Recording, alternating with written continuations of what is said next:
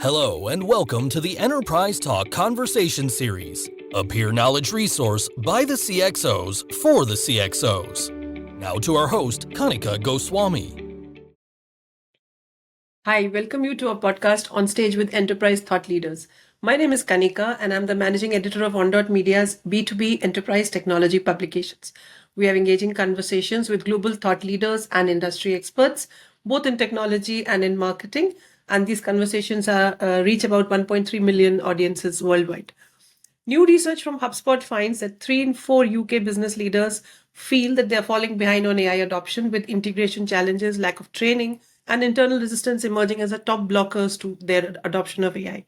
Accordingly, HubSpot has unveiled more than 200 new features at its Spring 2025 Spotlight event, including AI-powered tools and productivity features that are designed to help sales and support teams move faster without added complexity. Today, we're speaking with Mark Barry. He is a managing director of EMEA, to understand how these enhancements will support marketing teams in sales and marketing in the UK. Welcome. It's lovely to have you here today, Mark, with us. It's a okay, so before we move to the questions, a little bit of introduction to Mark. Over 25 years of experience in sales, technology, payments, and media, building and leading multi-market teams. And now Mark is at HubSpot as managing director and vice president of EMEA. In his role, he's focused on empowering businesses to grow using HubSpot's customer platforms while leading the overall go-to-market strategy in the EMEA business. Mark boasts over 25 years of experience, including leadership roles at Stripe and Google. And I was looking through your profile and I also found some very interesting educational background, which I don't think we are mentioning here. But it's great to have you with such a diverse level of knowledge. It's not always we meet corporate leaders with that kind of knowledge levels. So you're most welcome. My first question to you, Mark, and these are the proposed points of discussion. So, feel comfortable. What are some of the key challenges that you're seeing businesses face right now, whether operationally, strategically, or from a customer expectations standpoint? Thanks for the question. I think it's tough out there. There's a lot of challenge in the market today for businesses.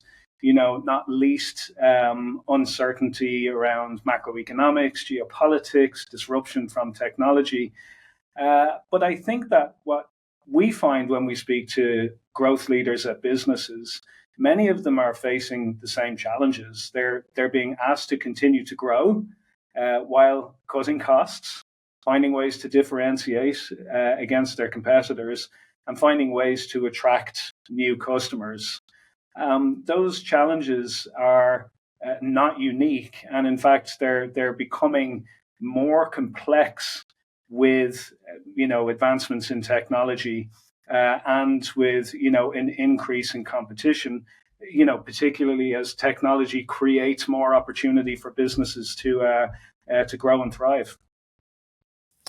So many organizations are grappling with disconnected systems and fragmented data. Why is this such a persistent issue? Why are so many businesses facing this? And how do you think leaders should be thinking about solving it?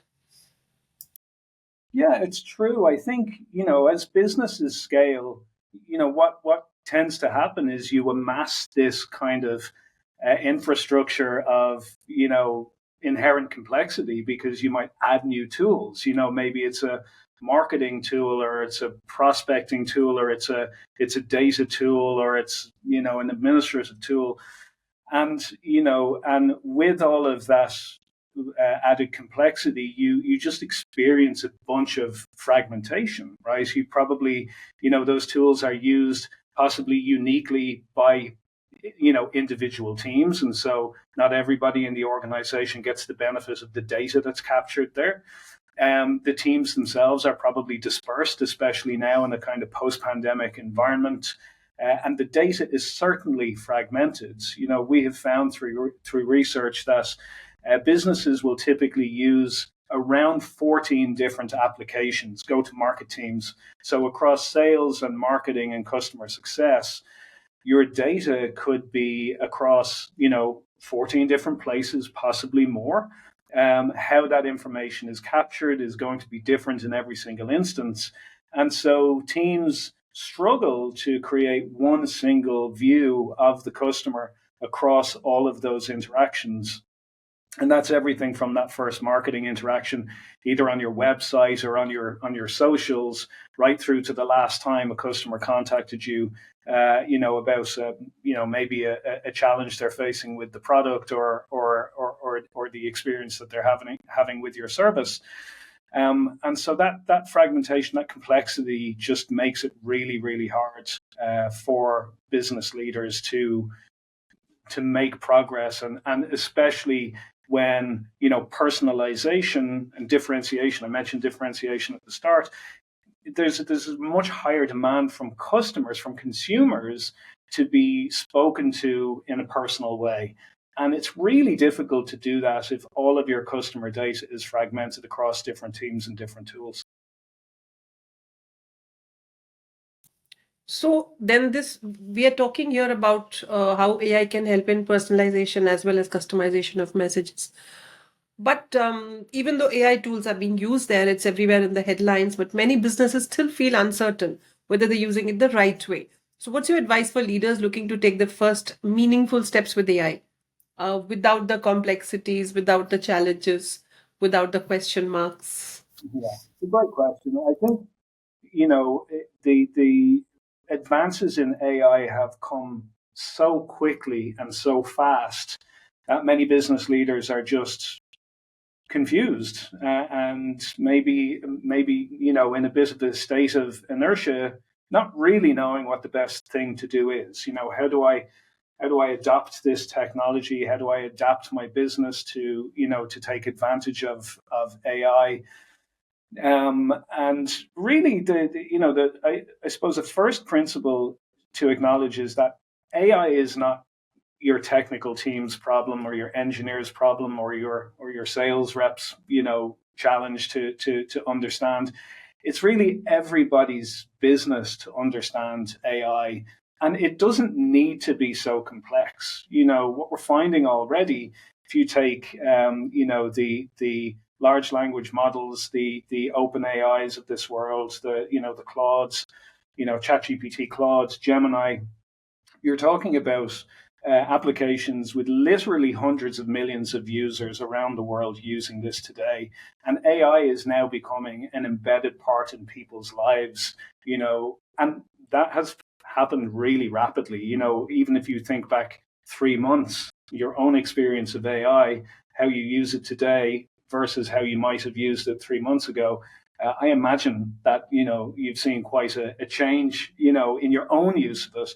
And so really, what the first encouragement to business leaders is, use it. Get your hands in AI, whether it be a personal application, setting up a custom GPT that can help you, organize your day or organize your thoughts, to really just become accustomed and acquainted with the power of it, because very quickly you'll find that there are parts of your day that you can't do without some assistance from AI. And then the second thing I think to think of is, you think about what does AI mean for my business? Don't start with, I need to AI my business. Start by thinking of a problem or a task or something, some friction in your business that potentially could be solved by AI. And a good way to think about that might be, if you think about repeatable, predictable tasks or time-wasting tasks, things that just take a lot of effort, but could be automated. Or previously you might have thought they could be offshored, or they could be eliminated completely. There's a good possibility that AI can play a role in doing something for you there. And again, some very basic examples. If it was taking your team, a sales rep in your team, 2 hours to prepare for a customer meeting, doing the research that goes into that, there's a good chance that if they're using AI, they can shortcut that. We've seen that ourselves in our own business, where stuff that might have taken hours in the past now takes minutes. With good prompts, using the right tools, you can really accelerate that process. And there are multiple examples of that across your business. I think it's also helpful for business leaders to enlist the support of the people in your team. there's a good chance that there are folks already in your business that are finding shortcuts to their day using AI. Talk to them, ask them what they're doing, see how you can, replicate that, and see if there's a real time saving there for your team by just doing that. So this is not only for marketing, even customer facing roles. Beyond that, to internal productivity tools, AI-powered agents are really being used everywhere for almost everything. You did mention some use cases. Would you like to um, share about where you see the most promising use case areas, and how should businesses be approaching those situations? Because like you very correctly said, you cannot adopt a tool for the sake of adopting AI. There has to be a business solution required. There has to be a challenge which needs to be met. Correct. So what would you identify as the top probably couple of challenges that AI tools can help businesses with? Yeah, I think if we look across go-to-market teams, and let's take marketing, sales, and service. I think in marketing, we have this idea that AI creates and humans curate. And the idea there could be, if you're a content marketer spending a lot of time on creating material and posts and doing a lot of formatting to make sure that those things fit into the right place through your distribution channels. AI does that today. AI can do that for you, and save you tons and tons of time. It's not to say that AI is going to become your copywriter necessarily, but it might be the starting point for you to then, curate that raw output and turn it into something that works for you. And of course, AI, built on kind of machine learning principles, can learn from what you curate and then put out into the world and optimize your content as a result of that. That's something that would normally have taken humans hours to do. Whole days sometimes, depending on the campaign, the scale. And so there are tools already that allow you to do that, and that's everything from content copy through to image and video and even audio. Just some incredible advances in technology that allow you to do that. I think on the sales side of things, the biggest killer for sales teams is the time that they spend doing admin and not talking to customers. And really the goal is to try and find the space in the day to free that up to talk to customers. And so practical applications of AI are around call and meeting prep, which I mentioned earlier, but also things like automating follow-up, creating using conversational intelligence, for example, to come up with specific topics on a call that need to be followed up with and can be followed up with quickly.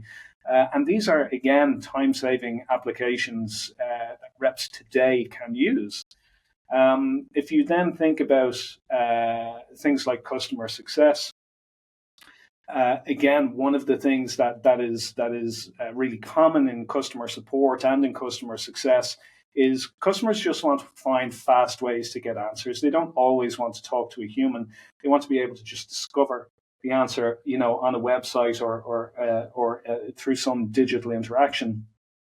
And chat and the advance in chat and the advance in performance through AI is really producing quality results. Our own customer agent, in fact, has a resolution rate of over 50%, and customers that are using it are finding that they're able to free up time from their customer success teams to focus on, higher quality tasks with their customers. So these things are already there.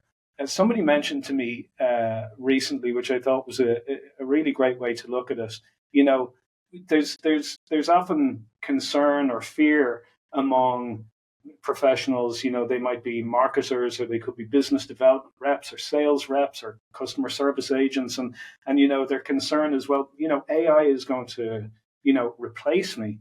And I think actually, like, that's not the thing really to focus on. I think the marketer or the sales rep or the customer service rep or the business development rep that masters AI is what you need to be more concerned about. Those folks that are developing the skills are likely to be the most useful, professionals of the future.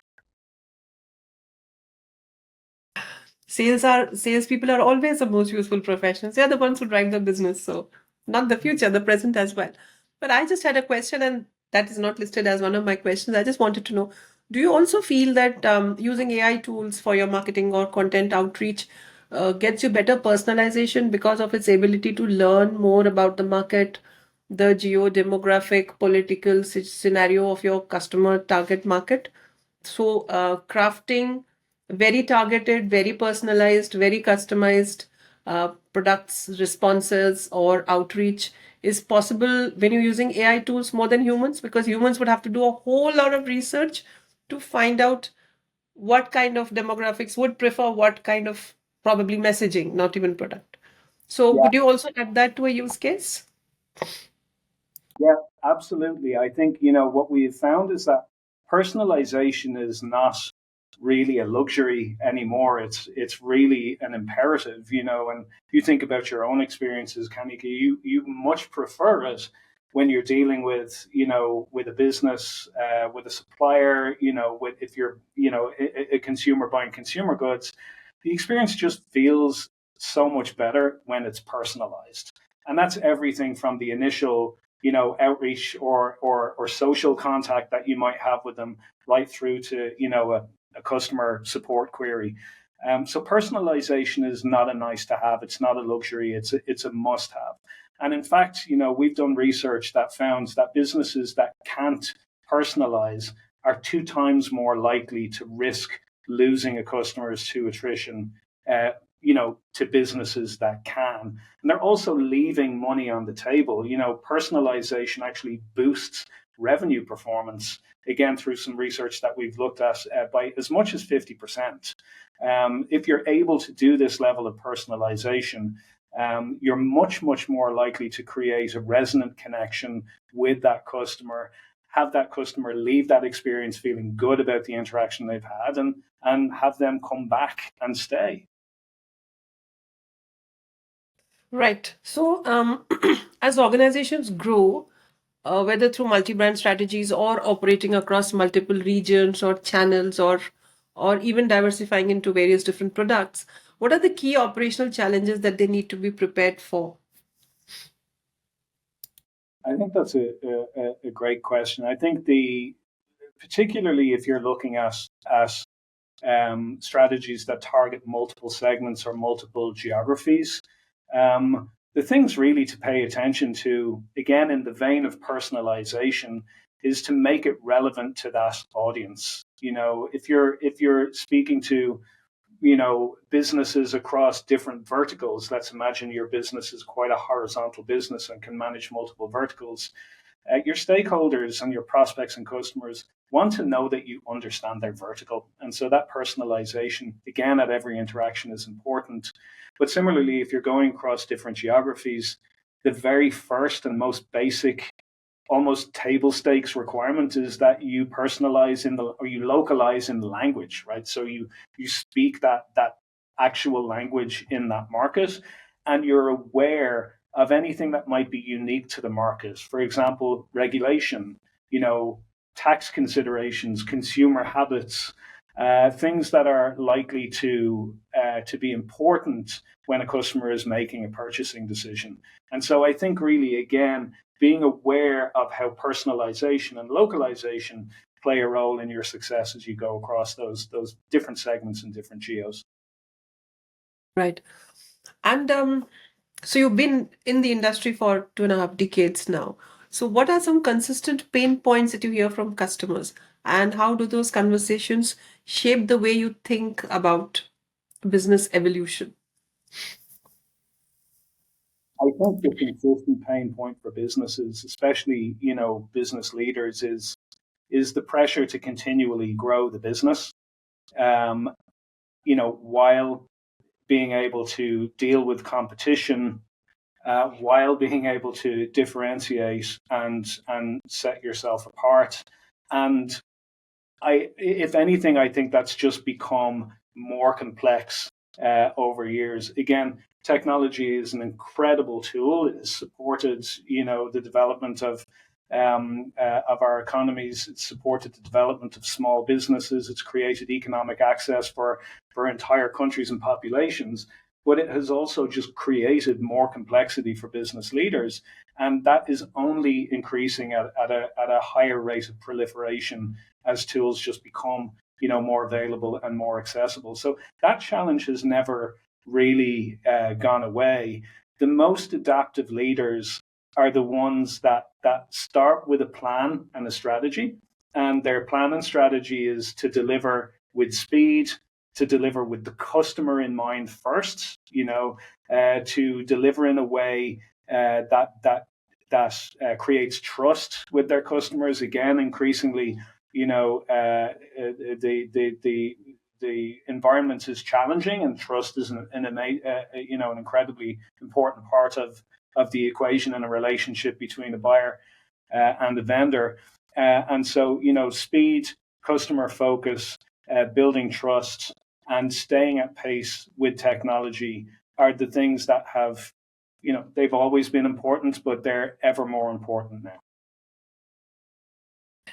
So now that we are speaking in the historical context, let me ask you, looking ahead 2025, that's in the rest of 2025 and beyond, what should business leaders be paying attention to if they want to stay ahead of the curve? And here, it would be nice if you could focus on marketing leaders in particular. Yeah, I think marketing leaders need to really pay attention to where their customers are. I think, more than any discipline in go-to-market marketing, everything from generating brand awareness right all the way through the funnel, has changed, and particularly digital marketing. We know that search has been disrupted through AI, and that consumers are finding more useful answers, in AI, and the blue link that they used to click, they're not even getting as far as that.